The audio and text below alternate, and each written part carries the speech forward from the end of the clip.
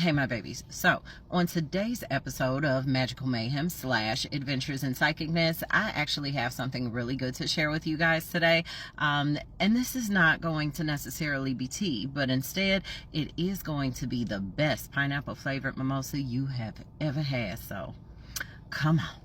So I have a client come to me for a 60-minute reading just because she has quite a few things that she needs insight on, but her biggest query is about this dream that she continuously has been having over a very short amount of time, about the last 90 days. She says that she has had this same dream about 6 or 7 times, and everything that is in the dream is exactly the same. There's no deviations, there's no changes. Anything that is said is word for word exactly how it has been all of the other times before.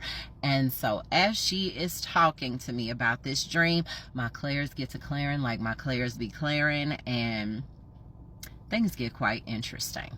So in her dream, she's getting married. Now, she is not married in her waking life. She has been in a relationship with somebody for a little bit over 3.5 years, but they are not even engaged. And part of the reason that this dream is so confusing to her is because this dream does not match up with the relationship in her waking life. But the other question marks about this dream are the fact that she is explaining to me how she feels standing there with her groom. She says how much she feels absolutely blissfully in love with him, how safe she feels, and how he is everything that she could ever want, desire, or dream of.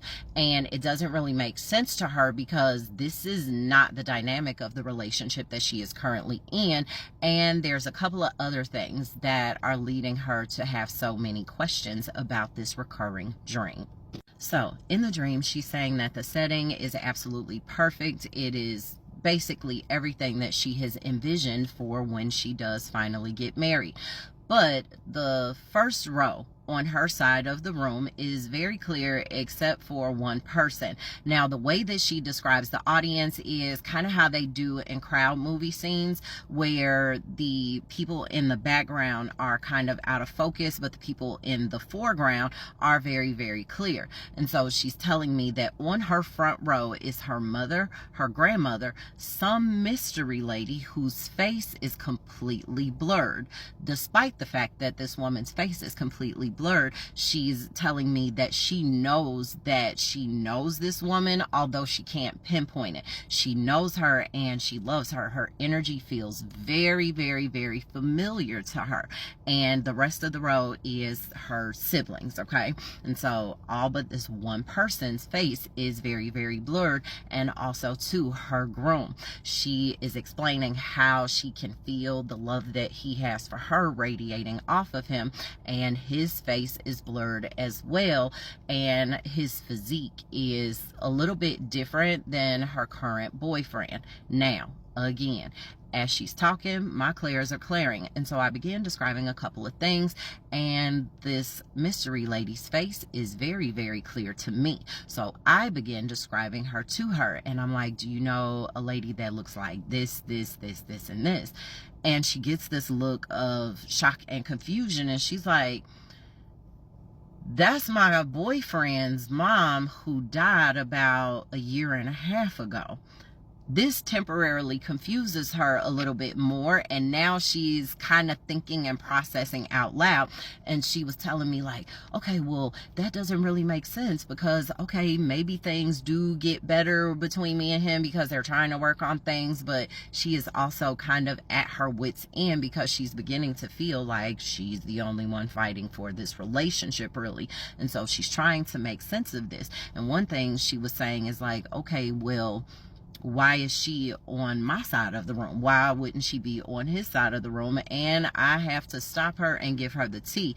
And I tell her that she is on her side of the room because that boyfriend that she's with, he doesn't have a side in that room.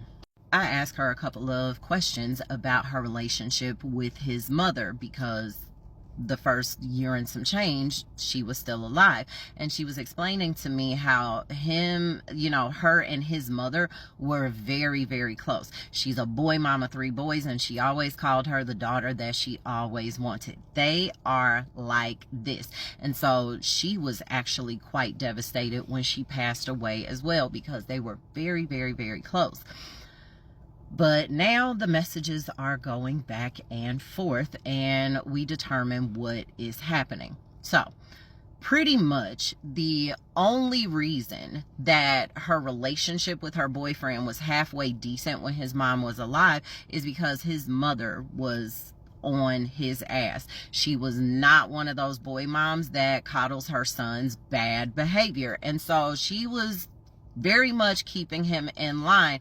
And I was telling her that this is part of the reason why he's seemingly run amok since she has been deceased. And she was telling me, like, I do understand, I'm giving him grace because I miss her too, and that wasn't my mom, so I can only imagine how he feels. And I tell her, like, yes, that is very, very valid. He is grieving. However, no, this is his actual personality, and the one person that was making him be a halfway decent man is no longer here. And so the messages continue to go back and forth, and one of the messages from his mom to her was, why didn't you tell me?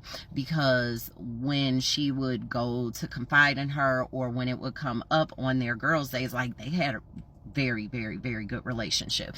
Girls' days, brunches, all of these things, like, they were very, very, very close. However, when she would confide in her about their relationship, to say that she was watering things down is an egregious understatement, because things were actually much worse between them than she was letting on. So what is actually happening is his mother is moving on her behalf in tandem with her ancestors. They are all working on the other side to kind of move things and align things in such a way to where as her person gets pulled into her vortex. And although that is the only person whose face I can't see, I can't even see his face, but it is very, very much giving that this is her absolute person, and I couldn't be happy for her. But yeah, his mother is extraordinarily disappointed, apologetic about her son's behavior, including saying, and I quote, "My raggedy ass son does not deserve you, and I wish you would have told me sooner, because I would have told you to leave him a long, long time ago. He does not deserve you, but we gonna fix that."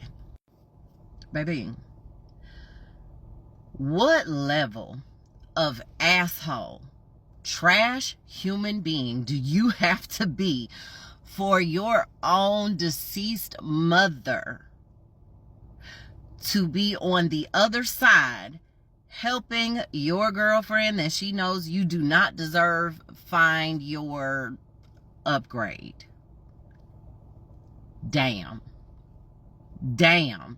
Watch how you treat your partner. I'm telling you, watch how you treat your partner, because you might have somebody on the other side that loves your partner, that is going to help them upgrade from your ass. And furthermore, shout out to mom for being the ultimate girl's girl. And a friendly reminder, and I've spoken on this before, that just because a person is not part of your bloodline does not necessarily mean that they can't assist in moving things for you on the other side of life, because just because their body dies does not mean that their love for you dies with them.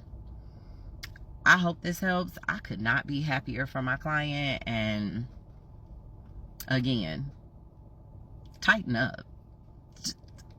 Tighten up.